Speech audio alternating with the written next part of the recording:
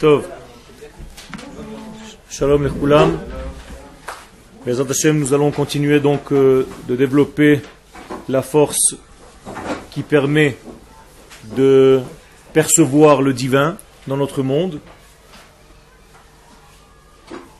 par le biais de la terre d'Israël. Comme nous avons expliqué que la terre d'Israël a une qualité intrinsèque qui permet à l'homme d'arriver à un degré de névoie, de prophétie, parce que la terre d'Israël est de la même nature, en fait, que le créateur du monde. C'est comme si, lorsqu'Akadosh Baruch Hu a créé le monde, il a laissé dans le monde une partie qui garde la mémoire initiale. C'est-à-dire que les parties du monde créées se sont éloignées du créateur. Alors, chaque fois que nous créons quelque chose, nous on ne peut pas créer, mais lorsque la création se fait, la création, c'est comme si elle était jetée très loin du créateur. Et donc, automatiquement, la création est loin du créateur, dans sa racine. Et son but, c'est de revenir vers le créateur, de le dévoiler. Malgré tout, Akadosh Baruch Hu a laissé une partie, donc une mémoire en fait, même dans la terre elle-même, dans la matière, qui est de la même qualité que le créateur lui-même. Donc elle s'appelle Eretz HaKodesh, la terre du Saint béni soit-il, qui lui appartient, alors que toute la planète lui appartient. Mais celle-ci, on dit qu'elle a Eretz HaKodesh, c'est-à-dire qu'elle veut, Eretz du terme Rotze, Ratzon, elle veut dévoiler le Kodesh. Donc c'est son désir profond, elle est fabriquée, elle a été créée avec cette nature, et elle ne s'est pas dénaturée. Donc elle a gardé en fait tout son système. C'est pour ça que d'ailleurs les sages nous disent que le Maboul n'a pas eu lieu en Eretz Israël. C'est-à-dire même Eretz Israël n'a pas été dégradé par le déluge. Ok? Alors, juste je résume la partie de droite, parce qu'on a avancé presque jusqu'au milieu. On a expliqué que quiconque veut recevoir la force donc imaginative en Eretz Israël, la vraie, bien doit dessiner dans son monde intérieur, dans ses ressentis, dans son imaginaire, les ressentis de la sainteté d'Eretz Israël et tout ce qui pousse en elle. On a dit pas seulement ce qui pousse au niveau végétal, mais tout ce qui grandit en Eretz Israël. C'est-à-dire que je dois me servir de tout ce qui pousse ici, et le végétal, et animal, et l'homme, et les constructions, tout ça, ça s'appelle pousser, pour voir en réalité, pour pouvoir m'attacher à la force d'Eretz Israël qui offre cette nature de construction constante. Ça veut dire que la terre d'Israël est liée au futur, donc liée à l'optimisme. Elle est tout le temps dans un mouvement. Vous voyez par exemple ce qui se passe en Europe. L'Europe vieillit. L'Europe est en train de mourir. Pourquoi? Tout simplement, il n'y a pas de naissance, déjà. Combien une famille française amène des enfants dans le monde? 0,8. Ça veut dire que c'est 80% d'un enfant. Ça veut dire ça ne veut rien dire. Ça veut dire qu'il n'y a rien du tout.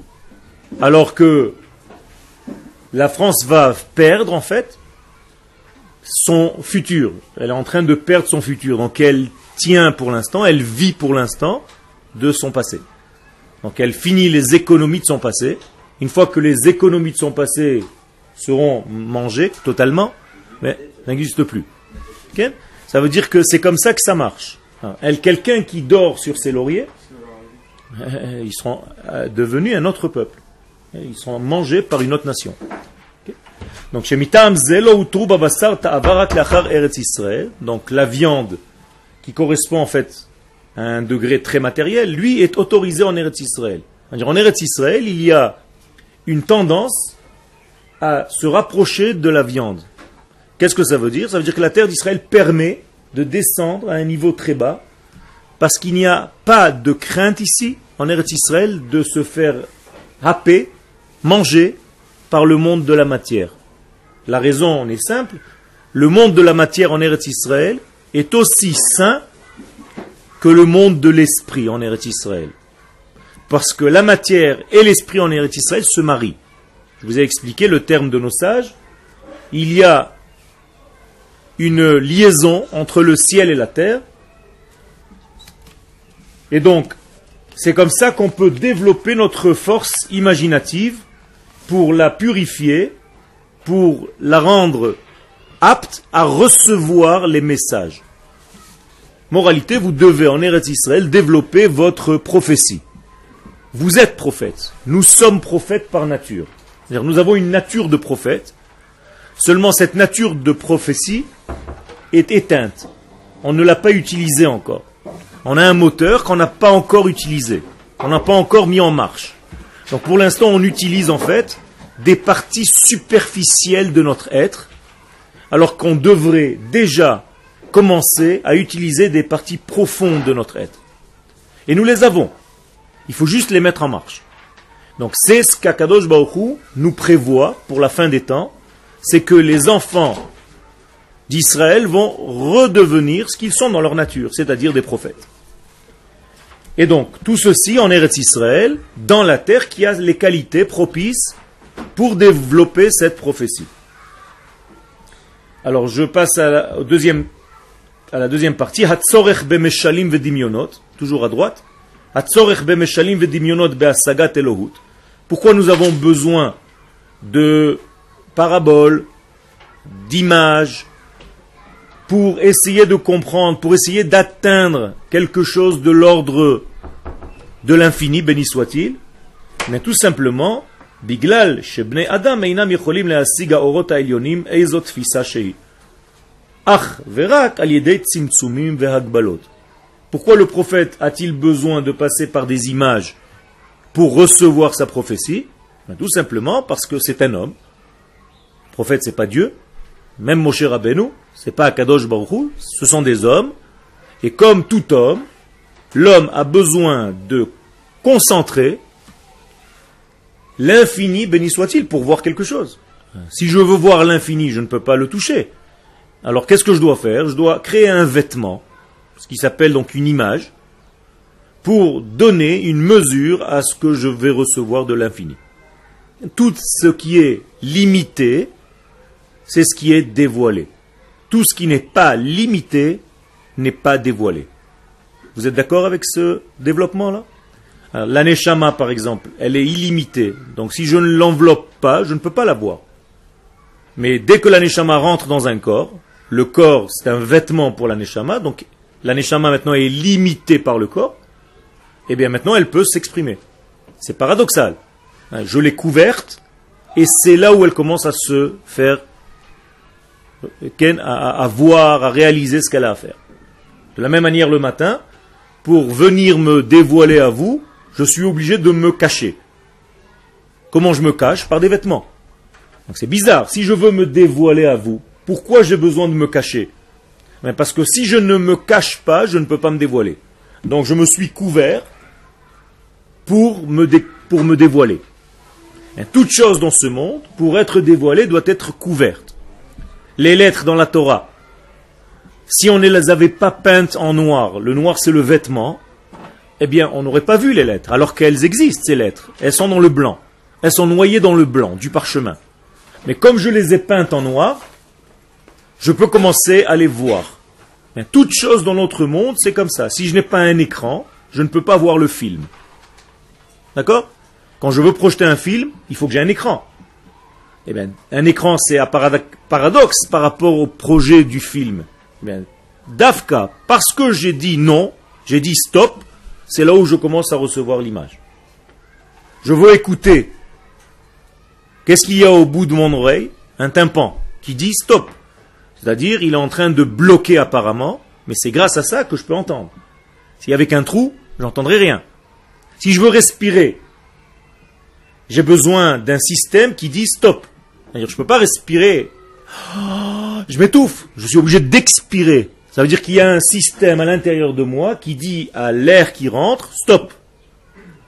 Et c'est grâce à ce stop qui est apparemment, encore une fois, paradoxal, que je peux respirer. Donc je peux voir quand j'ai quelque chose qui tape sur un objet, sur un écran. Je résume donc avec des mots simples. Tout ce que je veux dévoiler dans ce monde, que ce soit physique ou spirituel, je dois le vêtir. Je veux exprimer une pensée, je dois la structurer dans des paroles. Que fait ma parole? Elle limite, elle donne un vêtement à ma pensée. Et dès que j'ai cette parole, je peux véhiculer une mesure. Mesure en hébreu, shiur. Donc je donne un shiur, je donne une mesure. Si je ne peux pas donner une mesure, les élèves ne comprennent rien. Donc je suis obligé d'habiller ce que je dois dire avec des mots. Je dois concentrer, je dois structurer, je dois faire un tzimtzum, une contraction pour accoucher. De la même manière qu'une femme a des contractions pour engendrer un bébé. Elle ne peut pas engendrer un bébé si elle n'est pas dans la contraction. Écoutez bien le mot contre-action. C'est exactement contre l'action. Alors comment ça marche? Mais justement parce qu'il y a ce contre de l'action que cette action est possible. D'accord? L'électricité, c'est la même chose. Je veux donner 100 watts. Et je dois résister 100 watts. C'est-à-dire que j'achète une lampe à la macolette. Qu'est-ce que je demande en réalité? Je veux une lampe de 100 watts. Qu'est-ce que ça veut dire je veux une lampe de 100 watts? Qui tient 100, qui résiste. C'est bizarre. Je veux éclairer et je parle de résistance. Mais c'est la même chose. En réalité, dans ce monde, tu ne peux recevoir que ce à quoi tu es capable de résister. Est-ce que c'est clair? Si tu n'es pas capable de résister à quelque chose, tu ne le recevras jamais. Je veux recevoir un verre de thé chaud. Si je prends un gobelet en plastique, il n'est pas capable de résister à la chaleur du thé. Donc je n'ai rien. Ok? Ken? Elle est plus fine, plus raffinée, mais elle est toujours une névoie d'un homme. Moshe, c'est pas un dieu. D'accord? Mais elle est d'un autre degré, c'est vrai. C'est-à-dire que la névoie de Moshe est claire, alors que la névoie des autres prophètes, c'est un petit peu trouble. Ils voient une image dans leur esprit, et on leur donne aussi la solution à côté. Moshe Rabbeinu n'a pas besoin de parabole. Moshe Rabbeinu comprend immédiatement, parce qu'il voit comment Akadosh Baruch Hu veut conduire le monde dans les jours à venir. Ok? Alors là, nous avançons. Ve'inyan hatzimtzum, donc cette contraction-là, que le prophète est obligé de développer en lui, hu hamashal ve'adimion. Eh bien, c'est exactement ce qu'on est en train de dire, c'est-à-dire le mashal, l'exemple, ve'adimion est le monde imaginatif. Et c'est comme ça qu'on peut associer une forme au créateur, le donneur des formes. Je vais vous donner un exemple pour que ce soit très clair. Une femme est venue me voir cette semaine après un cours en me disant que son papa qui est décédé est venu en rêve. Il était en train de bâtir un mur avec des levenim, comment on dit, des briques. Des briques. Et il avait l'air très fatigué et il lui a dit, je suis très fatigué, je ne peux pas terminer le mur. Il y avait 3 briques posées par terre. Il n'arrivait plus à les lever pour finir le mur. Il fallait que 3 briques pour finir le mur. Voilà le rêve. Alors je l'ai dit à cette dame, donc vous êtes 3 enfants. Elle m'a regardé comme ça. Okay. Elle m'a dit, d'où tu sais? Je dis, parce que c'est ton rêve, c'est toi qui me l'as dit, c'est tout. Vous êtes 3 enfants. Les bénim, c'est les banim. Donc vous êtes 3 enfants. Et votre papa a besoin de vous 3 maintenant pour terminer son tikkun à lui, son mur. Il a bâti un mur et il lui a besoin de 3 éléments encore. Okay, alors elle est tombée par terre, elle m'a dit c'est incroyable parce qu'il nous vient en rêve, on ne savait pas ce qu'il voulait. Okay, c'est exactement ça. Alors qu'est-ce qu'elle a rêvé elle? Elle a rêvé des choses au niveau prophétique, c'est 1/60 de la prophétie. Mais il faut lui traduire le rêve en réalité. Alors si je m'attache aux briques, imaginez-vous que je suis idiot. Elle me raconte ça et je lui dis, bon, ben, ça veut dire que vous allez être maçon. Okay. J'ai rien compris. Okay. C'est comme quand je donne un exemple dans un cours et un des élèves part sur l'exemple et commence à me développer un cours sur l'exemple. Mais arrête, tu n'as rien compris, c'est juste une parabole. C'est juste une image. Sors de cette image, je suis en train de te parler en code. Décode ce que je suis en train de dire. Et donc, si je comprends ce sens-là, ben je peux comprendre que le papa a besoin de ses enfants pour terminer un certain travail dans sa vie. Et donc, le prophète a besoin de recevoir une image, un petit peu comme celle que je viens de vous dire. Et ça peut se passer aussi comme ça, chez un prophète, la même image, le même rêve que je viens de vous raconter. Ça peut se passer aussi chez un prophète. Et il reçoit en même temps la solution. Ok? Donc tout ceci est l'étage de tous les prophètes.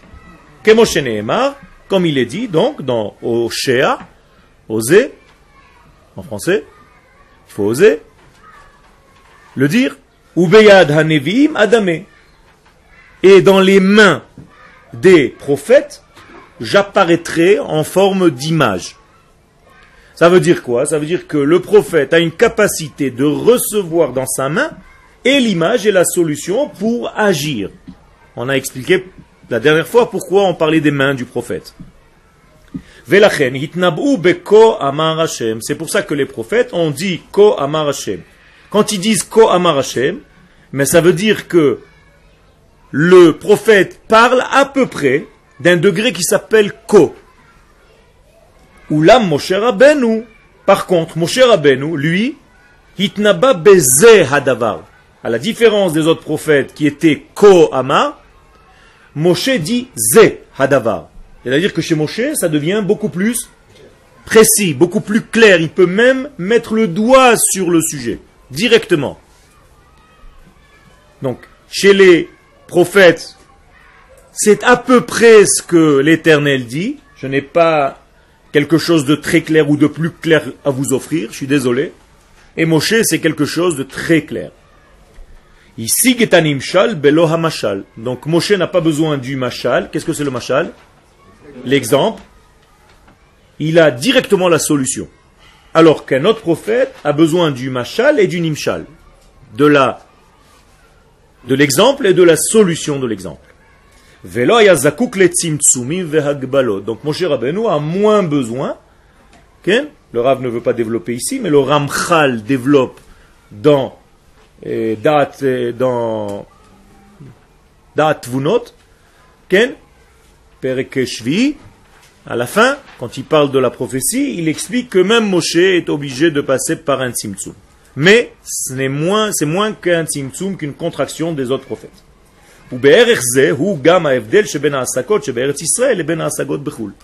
Donc voici la différence entre ce que tu peux atteindre en Eretz Israël et ce que tu peux atteindre en dehors de la terre d'Israël.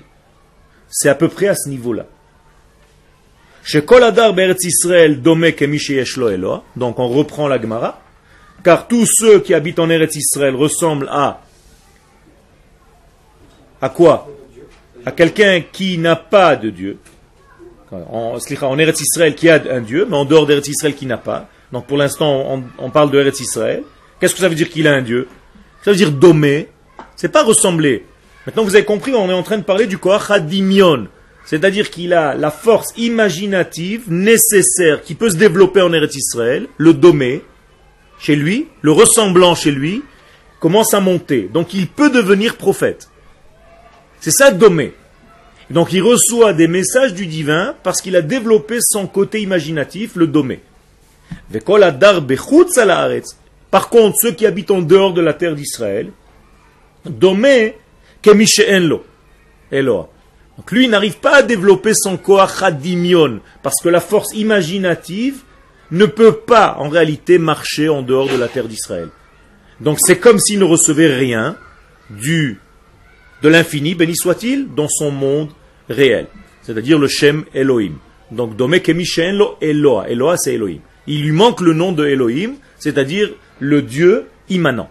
Il y a eu des prophètes en dehors d'Israël? Non. Les prophètes en dehors d'Israël sont que parce qu'ils sont liés à Israël. Ça n'existe pas une prophétie en dehors d'Eretz Israël qui parle d'autre chose. C'est que pour le peuple ou qu'il doit revenir en Eretz Israël ou qui est lié à la terre d'Israël immédiatement. Ça, oui. Mais une prophétie qui parle d'autre chose, par exemple que tous les juifs de Paris doivent ce Shabbat allumer une veilleuse avant l'entrée du Shabbat à 3 heures, ça n'existe pas. Tout est lié à Eretz Israël, à la Géoula, au retour de Am Israël sur sa terre. Shebechul, shehi ar'a dechashocha. Donc, le Rav nous explique en fait ce que la Gemara nous dit. Car chutz laaretz, le degré en dehors d'Eretz Israël, ar'a dechashucha, c'est de l'araméen. Qu'est-ce que ça veut dire? Ar'a, qu'est-ce que c'est Ar'a? C'est une terre de chashucha, de l'obscurité, la terre du noir, ken du chosher. Hamashal rachok min hanimshal, donc lorsqu'on te donne un exemple là-bas, tu ne peux pas le convertir en réalité. C'est-à-dire, l'exemple est très loin de la solution. On n'arrive pas à faire les liens entre les choses en fait. Il nous manque en fait un trait d'union entre la source et le résultat. Comment ça s'appelle dans les degrés de la Kabbalah? Le da'at. Il nous manque le da'at. Le da'at, c'est la connexion. C'est une sphère qui se trouve dans le lien des tefilines que nous posons ici, donc dans le cervelet. Il y a le cerveau droit, le cerveau gauche et le cervelet. Ce point-là du cervelet, c'est là où se cache la sphère de da'at. Et cette sphère-là, c'est elle qui est capable de traduire ma pensée en réalité. C'est pour ça que c'est dans un axe entre la pensée et le début de ma réalité, c'est-à-dire mon corps. Donc entre la tête et le corps, il y a un point qui représente l'axe. Si ce point est endommagé, chas v'shalom, alors la personne n'arrive pas à traduire une pensée en action. Si cette personne travaille ce point-là, mais dès qu'elle a une pensée, elle sait l'appliquer. Les gens qui n'ont pas de date sont en exil. Les gens qui ont gagné un date, qui ont leur acheté, qui ont travaillé dessus, il ne manque rien. C'est pour ça que les sages nous disent da'at chasarta makanita. S'il te manque du date, tu n'as rien. Da'at kanita machasarta. Une fois que tu as acheté le date, tu ne manques plus de rien, parce que tu as la capacité de traduire des données supérieures en réalité physique, matérielle et cristallisée. Donc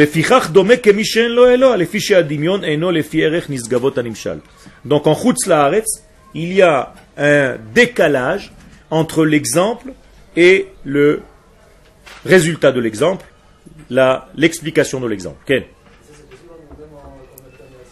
De quoi? Ken? Quelqu'un qui ne travaille pas, même en Eretz Israël, il peut perdre un des degrés de son da'at. Ken? Il faut travailler le da'at en Eretz Israël. C'est-à-dire que Eretz Israël, c'est une terre où il faut travailler une chose essentielle. C'est la connexion entre tous les points. Comment est-ce que je peux connecter entre tous les points? Je dois moi-même être au-dessus. Ceux qui restent dans le monde du détail ne peuvent pas jouer ce rôle-là. C'est seulement si je suis au-dessus de tous les détails que je peux voir d'une manière globale, d'une vision beaucoup plus large, avec une optique large, tout le système. Quelqu'un qui est dans le détail lui-même, il se perd dans les détails, il n'arrive plus à faire le lien entre les degrés. Donc il y a une différence entre un homme qui a du da'at et un homme qui n'a pas de da'at. Quelqu'un qui n'a pas de da'at, il vit ses jours comme des jours qui passent. C'est-à-dire, tous les jours, il attend demain et après-demain et encore après-demain. Il ne sait pas trop ce qui se passe dans sa vie. C'est des jours qui passent. C'est la vie qui dirige sa vie. Alors que quelqu'un qui a du da'at, il sait où il doit aller. Parce qu'il sait aussi d'où il est venu. Il est au-dessus de tout ça. Donc il dirige sa vie selon ça. Quel rapport avec Eretz Israël, c'est le degré du da'at. C'est-à-dire que Eretz Israël représente la terre des connexions. J'ai dit tout à l'heure que c'est ici que le ciel et la terre s'embrassent. Qu'est-ce que ça veut dire que c'est ici que le ciel et la terre s'embrassent? Que les idées, que les idéaux arrivent à se concrétiser. C'est tout. C'est ici, c'est en Eretz Israël. Donc c'est le seul point au monde qui sert de colle entre Dieu et sa création. C'est tout. À partir de ce moment-là, si tu as compris ce secret-là, eh bien, tout ce qui se fait ici, c'est le début de tout ce qui va apparaître après, même dans les contrées les plus lointaines de cette planète. Shlomo HaMelech, par exemple, savait planter autour du Beth Amikdash plein de légumes, et il savait qu'en les plantant dans ce point-là, dans une petite ruelle à côté de son palais à Jérusalem, il savait que sous la terre, il y avait comme un nerf qui allait pousser en Afrique du Sud à tel endroit. Pourquoi? Parce que le centre névralgique, c'est Eretz Israël. C'est comme si mon point de tous les nerfs commence ici, et donc il va après se dispatcher en milliards de petites ramifications, vous êtes d'accord? Mais si je sais que ce point-là arrive finalement à ce petit doigt, mais je peux faire le lien. Ça, c'est la terre d'Israël. C'est ça la sagesse d'Eretz Israël. Sinon, je peux rester toute ma vie coincé dans un petit doigt, sans savoir le petit doigt de quoi. Je ne sais pas que le doigt appartient à une main, qui elle appartient à un corps, et ce corps appartient à une âme, et cette âme s'appelle Yoël, et qu'est-ce que je suis venu faire ici? Donc mon petit doigt ne comprend rien à sa vie. Ou bien, mon petit doigt est tellement dans la conscience de quelle petite branche il fait dans ce grand tout que je viens d'expliquer, qu'il joue lui aussi son rôle. Ce que je viens de dire au niveau du corps humain, c'est vous. C'est-à-dire, chacun de nous est un ongle, un petit doigt, un petit cheveu, un petit poil, dans le collectif Israël. Si vous savez le rôle que vous avez à jouer dans ce grand corps national, eh bien, vous associez à tout ce flux et vous jouez le même rôle. Et si vous ne savez pas, vous ne comprenez rien de ce qui se passe, vous vivez votre petite vie tranquille, peinard, eh bien, c'est comme si, je vais vous donner un exemple qui va vous faire rire, c'est comme si tous les matins, je me levais tout entier, mais ce petit bout de doigt, il ne veut pas se lever. Alors il dit, non, partez, moi je reste au lit. C'est possible? Ça veut dire que c'est un homme qui devient, chas v'shalom, schizophrène. Donc il y a un problème, ses membres ne contrôlent plus, son cerveau ne contrôle plus ses membres. Et quand il veut manger une glace, il se la met dans l'œil, au lieu de la rentrer dans la bouche. Mais c'est la même chose, quand on s'éloigne de la terre d'Israël, c'est ce qui se passe, en gros. C'est-à-dire, Ken? Même si on est conscient que, par exemple, là où on est en Rousselarès, on est conscient que c'est justement qu'une branche qui est liée justement au tronc qui est Eretz Israël. Non. Si on est conscient de cela, et qu'on a envie de revenir, cependant nous sommes dans une situation qui ne nous permet pas, alors Akadosh Baruch Hu considère que tu es déjà dans la direction. C'est sûr que ce n'est pas encore l'idéal, mais si tu développes un système anti, alors là tu es déconnecté complètement. Okay. Donc, donc tu ne peux rien recevoir donc, de cette donnée divine. Lochen be'eretz Israël, ce qui n'est pas le cas en Eretz Israël.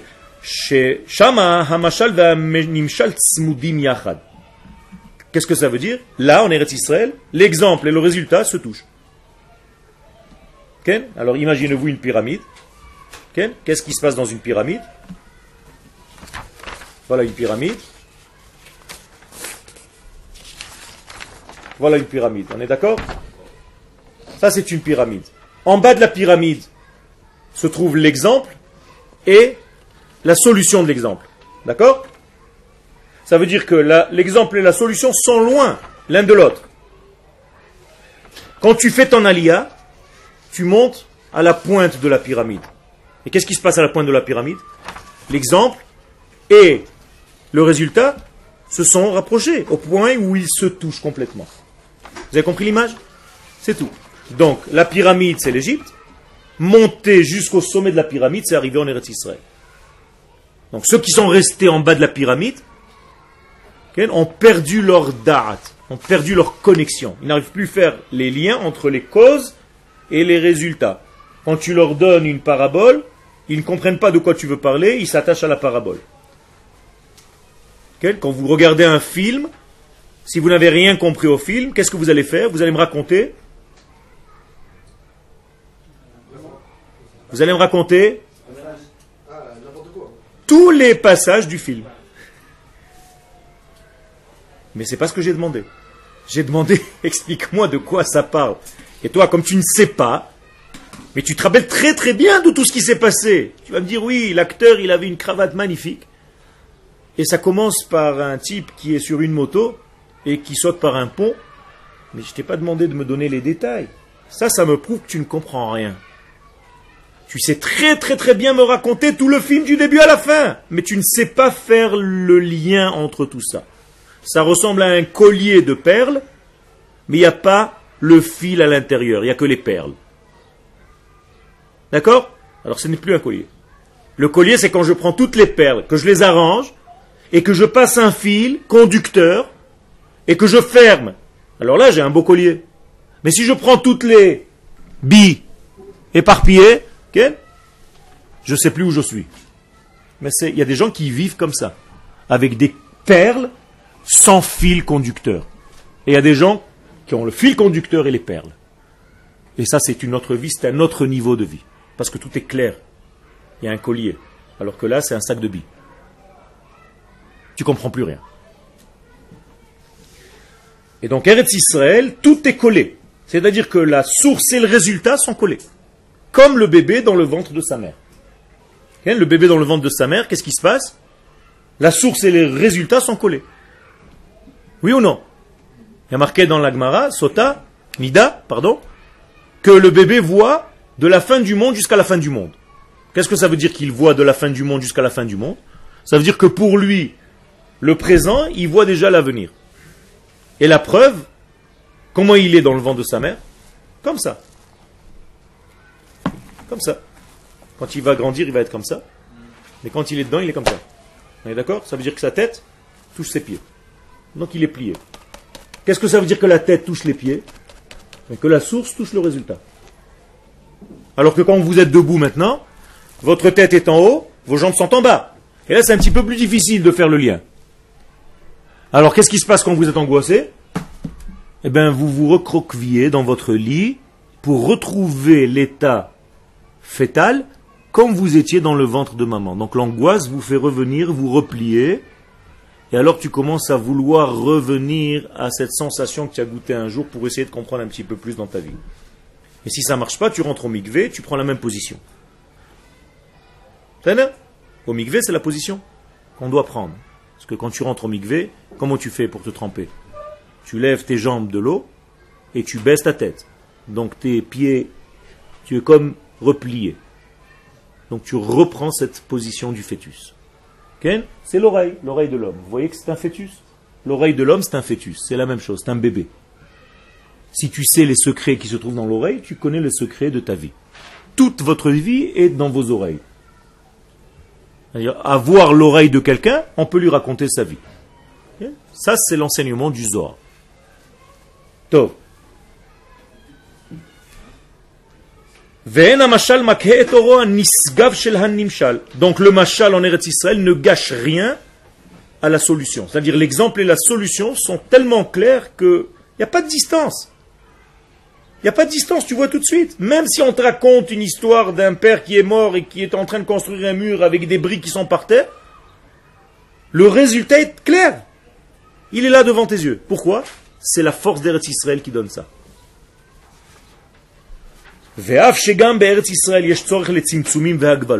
Et malgré tout, on a dit que même en Eretz Israël, on a besoin de contraction, parce que s'il n'y a pas de contraction, on ne peut rien recevoir. Mais shalim vedimionot, même ici, les prophètes ont besoin d'images, ont besoin d'imager ce qu'ils voient.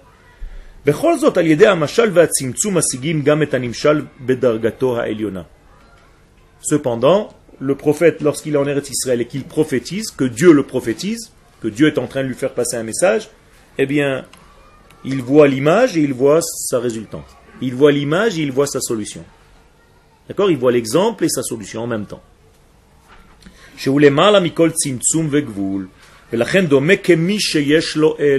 Donc il ressemble à quelqu'un dont la force imaginative est développée tellement que Yud-Ke Vav-Ke, le tétragramme, devient Elohim.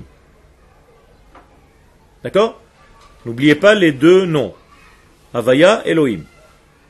Okay? Hasagazo. Combien c'est en valeur numérique? Havaya, Elohim. Havaya, c'est combien? 26. Et Shem Elohim? 86. Donc 26 et 86, ça fait combien? Non. 112.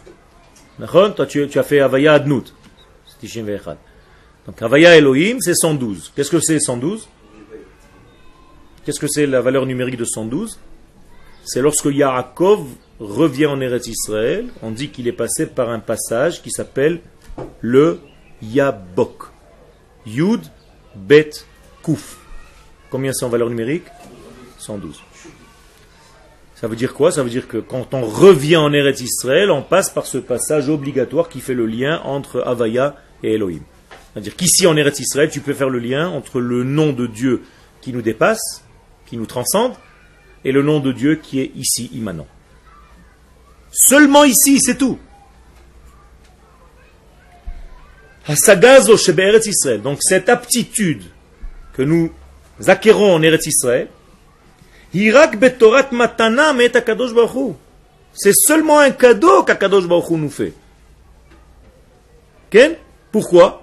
Parce que les sages nous disent, dans le traité de Brachot à la page 5, Shalosh matanot natan Akadosh Baruch Hu le Israël. Akadosh Baruch Hu a donné 3 cadeaux.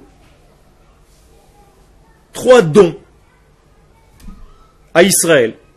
Torah, l'un d'entre eux, c'est la Torah. Le deuxième, c'est Eretz Israël. Et le troisième cadeau, c'est Olam Haba. Voici les 3 cadeaux qu'Akadosh Baruch Hu donne. Qu'est-ce que ça veut dire qu'il donne 3 cadeaux? Et d'ailleurs, quelle est la suite de cette Gemara? Il a fait. Il donne ces cadeaux, mais pour les recevoir, il faut que tu passes par des épreuves. Alors je comprends pas, c'est un cadeau empoisonné ou quoi? Si tu me donnes un cadeau, donne-moi un cadeau. Non, je te donne un cadeau, mais tu dois le mériter. Alors c'est plus un cadeau, c'est un mérite. Alors c'est plus un cadeau. Ça veut dire où se trouve le cadeau en fait? Il a fait. Je vous ai donné le cadeau, mais il est fermé. C'est-à-dire quand Akadosh Baruch Hu donne un cadeau, il le donne toujours fermé, comme nous. Généralement, quand on veut donner un cadeau à quelqu'un, on le donne fermé. Donc, qu'est-ce qu'il doit faire celui qui reçoit le cadeau? Minimum, l'ouvrir. Alors, s'il n'a pas ouvert son cadeau, jamais il le recevra. On est d'accord? Si vous voulez faire un test, vous mettez de l'argent dans un livre. Et vous donnez ce livre à un bar mitzvah. Okay. Alors, s'il n'ouvre jamais le livre, il n'aura pas l'argent. Okay. J'ai vu un oncle très riche qui a fait ce coup à un bar mitzvah. Il a donné beaucoup d'argent, mais il y a fermé dans un livre. Il y a donné. Et il ne l'a jamais ouvert. Écoutez bien, cet enfant n'a jamais ouvert ce livre et la monnaie a changé dans le pays. Et il a raté une somme colossale d'argent. Et quand il était un petit peu plus vieux, un jour il a ouvert le livre, il a vu tous ses billets, il n'a rien compris. Et il a vu le petit texte de son oncle. Si tu n'ouvres pas ce livre, tu n'auras jamais cet argent. Et peut-être que c'est trop tard quand tu l'ouvriras. Okay. Mais c'est la même chose dans notre vie. Ce que je vous raconte ici, ça vous angoisse? Mais c'est la même chose. Cet oncle, ça, Kadosh Baruch Hu, je viens de vous faire le même système. Je vous ai donné un exemple et une solution. Cet oncle très riche, ça, Kadosh Baruch Hu, il nous a donné à l'intérieur de nous 3 cadeaux. Je ne sais pas combien d'entre nous les ont ouverts. Et nous devons ouvrir les 3. Olam Haba, Eretz Israël et la Torah. Si tu ne les ouvres pas, ça va être des cadeaux fermés. Des cadeaux fermés, ça ne veut rien dire. C'est comme une enveloppe que tu n'as jamais ouverte. Quand tu as reçu une lettre, tu ne l'as jamais ouverte. Et tu as fait quelque chose? Non. Tu n'es même pas au courant que tu l'as reçue. Ça veut dire qu'elle ne t'appartient pas. Quand est-ce que la lettre t'appartient? Quand tu as ouvert l'enveloppe. On est d'accord ou pas? C'est tout. C'est comme ça dans notre monde. Et donc, ces 3 cadeaux sont 3 cadeaux, mais ils ont un dénominateur commun. Quel est le dénominateur commun de ces 3? Pourquoi tu dis que c'est 1? À quoi tu pensais? Alors pourquoi il n'y a pas marqué seulement Eretz Israël? Ça suffit pas. Qu'est-ce que c'est que ce cadeau-là? Si c'était que Eretz Israël et tout était déjà englobé en lui, pourquoi tu me dis Olam Haba? La Torah, c'est Torah d'Eretz Israël. Le Olam Haba, c'est Olam. Et alors il y a plein de choses aussi. Il y a plein de choses aussi. Il y a même cet immeuble. Il y a mon fils et ma fille qui sont nés ici. Il y a... Pourquoi que ça? Les 3 dévoilent notre nature. Hein? Les 3 dévoilent notre nature. Qu'est-ce qu'il y a dans ces 3 là? Hein? Il y a nous. Ces 3 cadeaux sont tout en réalité. Ce ne sont pas une seule chose. Ce sont toutes les choses. Mais pas toutes les choses pour tout le monde. Toutes les choses pour un homme d'Israël. Ça veut dire c'est ça qu'Akadosh Baruch Hu attend de nous d'ouvrir dans notre vie. Il attend d'un juif d'ouvrir son dossier Eretz Israël un jour. Il attend d'un juif d'ouvrir son dossier Torah un jour. Et il attend d'un juif d'ouvrir son dossier Olam Haba un jour. Voilà ce qu'il attend de nous. Ça veut dire, si je n'ai pas fait ces trois choses, je n'ai rien compris. Kol Mishelo Amar Shlosha Dvarim Elle Bepesach Lo Yatsa Yede Chovato. Vous vous rappelez, dans le Seder de Pesach, marqué celui qui ne dit pas ces trois choses pendant le Seder de Pesach, il n'est pas quitte. Pesach, Matzah ou Maror. Va comprendre, toujours trois choses. Là-bas aussi, la même chose. Pesach, Matzah ou Maror. Ça veut dire, si je comprends le secret du code Pesach, Matzah ou Maror, j'ai tout compris à Pesach. Si je n'ai pas compris ce code-là, je n'ai rien compris à ma vie. Donc je ne suis pas sorti d'Égypte. La même chose ici, on peut dire. Si je devais écrire maintenant une Gemara, moi j'aurais dit, Kol mi shelo patach shalosh matanot ele lo yatsa yedeh chovato bechayav. Quiconque n'a pas ouvert ces trois cadeaux pendant sa vie ne s'est pas rendu quitte durant sa vie. Ve'eluhem, et les voici, Torah, Eretz Israël, Olam Haba. La Torah, on peut l'ouvrir, Eretz Israël, on peut habiter, mais Olam Haba. Comment on peut ouvrir la Torah? Comment ouvrir Eretz Israël? Non, c'est en habitant. Et Olam Haba, c'est quoi? Justement, la question, c'est par rapport à Olam Haba. Mais qu'est-ce que c'est Olam Haba? C'est ça la question qui se pose. Qu'est-ce que c'est que le Olam Haba? C'est par le mérite d'étudier la Torah et par le mérite d'habiter en Israël qu'on pourrait avoir une association en vérité, non? C'est la réalisation. C'est quand le Olam Haba? Ça fait 120 ans. Non, c'est pas marqué. C'est maintenant. C'est au présent. Olam Haba, c'est au présent. Comment on dit le monde futur? Olam Sheyavo. Moi je parle hébreu, je parle pas français. Je sais pas ce que vous racontez en français. Le monde futur, ça s'appelle Olam Sheyavo. On est d'accord ou pas? C'est grammatical, je suis en train de vous dire une traduction. Le monde futur. Tous les Français disent, tous les Juifs français disent le monde futur. D'accord? Traduction en hébreu, Olam Sheyavo. C'est pas ce qu'il y a marqué. Il y a marqué Olam Haba, c'est-à-dire Olam Sheba. Quand est-ce qu'il vient? Maintenant. Donc la véritable traduction devrait être le monde qui vient. Ah. Qu'est-ce que c'est donc le Olam Hazeh? Je parle du monde qui vient et du monde qui est. Alors qu'est-ce que c'est le Olam Hazeh? Je vais vous donner un exemple de ces 2 degrés et après vous allez faire Shiurei Bait. Olam Hazeh c'est ton corps, Olam Haba c'est ta neshama. Ils sont tous les deux dans le temps présent? Oui. Seulement toi tu atteins plus facilement ton Olam Hazeh parce que tu le vois, tu le vis, t'as faim, t'as soif. Et le Olam Haba, il faut juste un petit peu creuser pour savoir qu'il est là. Mais il est là. Il n'a pas bougé. Donc c'est pas après 120 ans, parce que si c'était après 120 ans, on ne vivrait même pas. Vous êtes d'accord? Le Olam Haba nous fait vivre à chaque instant, c'est la neshama qui est en moi. C'est le monde qui vient en moi à chaque instant. Pas le monde futur. Ça ne veut rien dire ça. Rien dire, strictement rien dire. Traduction égale trahison. Et voilà. Quand on parle en français, on trahit la Torah. Ce que je suis en train de faire depuis des mois ici. C'est quoi le passage Okay. avant le Meshabir, quand j'ai l'impression qu'on parle celui qui étudie la halakha? Kol ashone halachot bechol yom yesh lo chelek leolam haba. C'est-à-dire que si j'étudie une halakha, 2 halachot chaque jour, je fais en sorte que mon olam haba qui est à l'intérieur de moi se dévoile. Donc je le vois plus clairement. Quand j'étudie la Torah, qu'est-ce qui se passe? Mon olam haba devient aussi clair que mon olam hazeh. C'est-à-dire ma neshama devient aussi palpable que mon corps. Ma? Après que le corps, le olam hazeh, il capoute. C'est un olam haba. Le olam hazeh il capoute. Le corps, c'est l'olam hazeh, on est d'accord? Oui.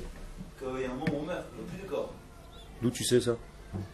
Bah, j'ai revu des os. Nachon. Mais c'est l'idéal d'Akadosh Baruch Hu, c'est comme ça qu'il a créé le monde? Bah, le olam haba est quand même un peu plus kiffant que ce monde-ci. Ah bon? Alors j'ai un grand chidouche qui va te décevoir. Il y a marqué qu'à la fin des temps, quand on aura tout fini, c'est Triatametim, c'est la résurrection des morts. Ah, on revient tous dans des corps. Quelle galère. C'est ce qu'Akadosh Baruch Hu nous a prévu. Ça te déçoit, non?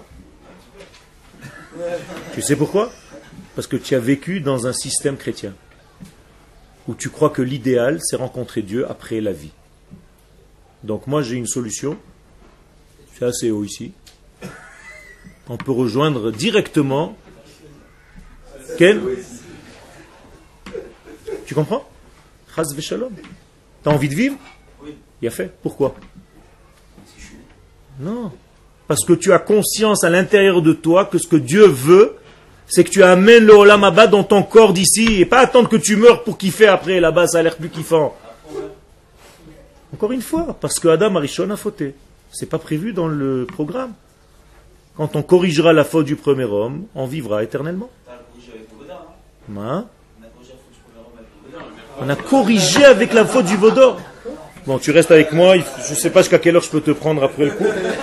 On reprend tout, hein. Ken, à zéro. Ken. C'est la même chose. C'est ici. C'est le Olam Haba qui se dévoile dans le Olam Hazé. Ken. Non, voilà, non, c'est ça. Non, mais quand on dit qu'à Shabbat, par exemple, pour vous, c'est une partie. Eh bien, qu'est-ce que ça veut dire? Ça veut dire que je prends mon Olam Haba, maintenant je le mange. Et ça veut pas dire que les autres jours, on n'y goûte pas. Ça veut juste dire Tout qu'à à fait. Shabbat, Tout à fait. L'idéal, c'est de le goûter même les autres jours. C'est pour ça que ce matin, si tu étais à la Tfila, il t'y a dit Ayom Yom Shlishi Be Shabbat. On est le mardi du Shabbat. C'est-à-dire, je goûte un petit peu du mardi du Shabbat. C'est-à-dire, le Shabbat a un petit mardi chez lui, qui se cache, une petite branche qui s'appelle Martes, okay, ou la planète Mars. Okay.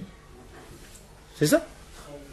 Quel? Les âmes des tzadikim sont où maintenant? Les quoi? Les âmes des tzadikim sont décédés, elles sont où maintenant? D'après toi? Justement, je me demande. Ils sont dans des corps de gens de maintenant. Ils sont réincarnés? Voilà. Toutes les tzadikim sont dans ce monde. Tout ce qui s'est passé dans toute l'histoire de l'humanité, du peuple juif jusqu'à maintenant, tout est condensé dans notre génération. C'est-à-dire notre génération comporte toutes les neshamot de tous les tzadikim qui sont revenus dans cette génération pour dévoiler les temps messianiques. Est-ce qu'il y en a qui ne sont pas revenus? Okay. C'est-à-dire c'est une étincelle, mais toutes les étincelles reviennent. C'est-à-dire l'étincelle qui a été corrigée. Je ne peux pas rentrer maintenant, c'est un shiur à part entière, qu'est-ce que c'est que les neshamot et tout ça, mais sache que tout revient. C'est une roue. Ça s'appelle Galgal. Ou, dans ton terme à toi, Gilgul. Alors, Ken. s'ils ont accompli leur devoir, Ken. Ils viennent t'aider aussi. ils ne vont pas revenir, normalement. Si, ils viennent pour t'aider. À quoi ça sert d'accomplir leur devoir alors? Si c'est pour la- Encore une fois, ils ont fini leur travail. Quand j'ai fini mon examen, je viens à côté de toi et je te dis, qu'est-ce qui te manque, toi? Viens, je vais te corriger tes fautes et je vais essayer de t'aider. C'est ça un tzaddik. Un tzaddik qui ne travaille pas que pour lui. C'est pas lui et sa pomme. Un tzaddik, qu'est-ce que c'est tzaddik? Tzaddik, c'est Klal Israël. Ça n'existe pas un tzaddik individuel. Ça n'existe pas. Oubliez toutes ces notions. Tzaddik, c'est pas un petit homme qui pense à son petit olam haba à lui, il fait ses petites mitzvot, machin. C'est pas ça un tzaddik. Ça, on a des notions complètement erronées. Vous vous rasez à la lame? Vous vous rasez à la lame? Pourquoi? C'est interdit? Eh bien, s'il y a un Israélien maintenant qui se rase à la lame, c'est comme si toi tu étais rasé moitié avec ton rasoir, moitié à la lame. Ou alors lui, il est en train de dire la même chose, on est bien barré. Alors qui a raison? Tu comprends? Eh bien, les sages nous disent, il faut que tu sois chacham. Chacham. Chacham. Voilà le chacham. Je voulais l'écrire avec un même central. Qu'est-ce que c'est chacham? Kos chatzi melea. Il faut que tu vois le verre à moitié plein. Chatzi kos melea. D'accord? C'est ça le chacham. Et celui qui voit le verre à moitié vide, il est toujours dans l'angoisse, toujours dans le pessimisme. Quel pessimisme, c'est du passé. Il est coincé dans un système du passé. Parce que quelqu'un l'a énervé il y a 10 ans, parce qu'il a été traumatisé il y a 5 ans, parce qu'il a été... Il y a toujours une histoire. Donc tu es toujours coincé quelque part. Tu ne vis pas ton présent et ton futur. Okay? Le présent et le futur, quelqu'un qui a un futur, il a le nom juif qui s'appelle le futur. Quel est le premier juif de l'histoire? Non? Yitzhak. C'est lui qui a fait la Brit Mila à 8 jours comme il faut. Le premier. Nachon? Son nom est au présent ou au futur? Futur. C'est bizarre comme prénom d'ailleurs. Il rira. D'ailleurs, tu as un enfant dans la maison, tu dis il rira. Où tu te caches? C'est la traduction, hein, j'invente rien. Hein. C'est aussi, Abraham aussi, c'est un nom futur, non? Non. C'est le père, Non. pas grammaticalement, mais C'est le papa, c'est la soupe. père des nations. Nachon, c'est la racine. La nation C'est des- la racine. Nachon. Il contient en lui, mais le nom. Ok? Et il y a plusieurs prénoms comme ça qui sont. Et par exemple, un type qui a 2 enfants, un Avram et un Yosef, un Yitzhak et un Yosef. Il est mal barré le mec. Il rira. Tu t'arrêtes. Il rajoutera où tu es. Yosef. Il rajoutera. Jonathan, il donnera. Dieu donné. Ok? Vous comprenez? Ça veut dire que le peuple d'Israël, c'est le peuple du futur. Donc Yosef, c'est nous. Yosef, c'est nous. Israël s'appelle Yosef. She'erit Yosef. C'est ce qui nous reste de Yosef. C'est nous.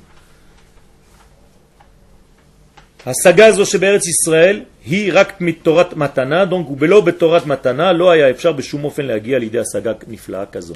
Et si Akadosh Baruch Hu nous avait pas donné ce cadeau, jamais on n'aurait pu l'atteindre de par nous-mêmes.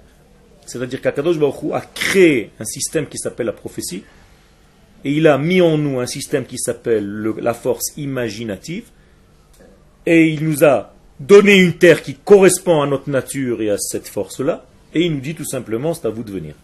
C'est tout. Donc si vous êtes clairvoyant, eh bien vous venez habiter sur cette terre et vous commencez à devenir vraiment clairvoyant. C'est-à-dire vous voyez ce que les autres ne voient pas. Et donc quand les autres ils vont tourner pendant 20 ans, 30 ans, et après ils vont arriver à la même solution que toi tu as déjà compris il y a quelques années. Finalement tout le monde va arriver ici. Le problème c'est qu'ils auront fauté par le temps. Fauté par le retard. C'est une faute extrêmement grave. Il vaut mieux fauter par la hâtise que fauter par le retard. Parce que quand je suis pressé de faire quelque chose, ça veut dire que cette chose est importante pour moi, je l'aime. Alors je peux fauter, c'est vrai, je l'ai faite avant le temps. Mais ça prouve que je l'aimais. Mais quand je faute par un retard, ça veut dire que j'ai négligé cette force et je ne lui ai pas donné le degré nécessaire. Je ne lui ai pas donné l'importance nécessaire. Vous avez compris? Ok. Comment ça veut dire ne pas savoir? Quand tu es... Dis-moi, tu as ton permis de conduire? Est-ce que tu peux maintenant rouler? Hein? Tu es sûr? Est-ce que tu peux rouler maintenant?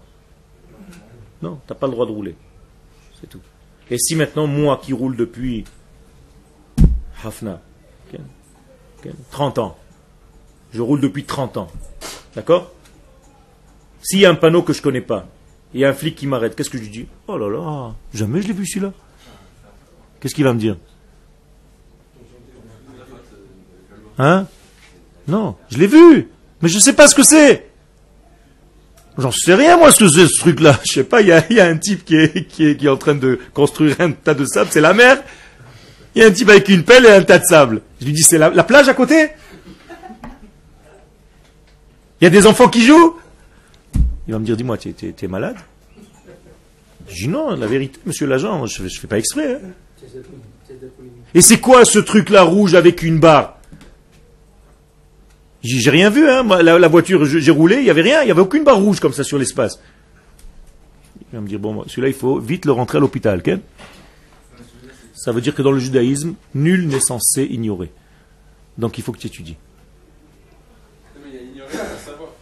Encore une fois, comment on dit? Shigega ken rolazadon. Ça veut dire quand quelqu'un se trompe, c'est comme s'il a fait exprès.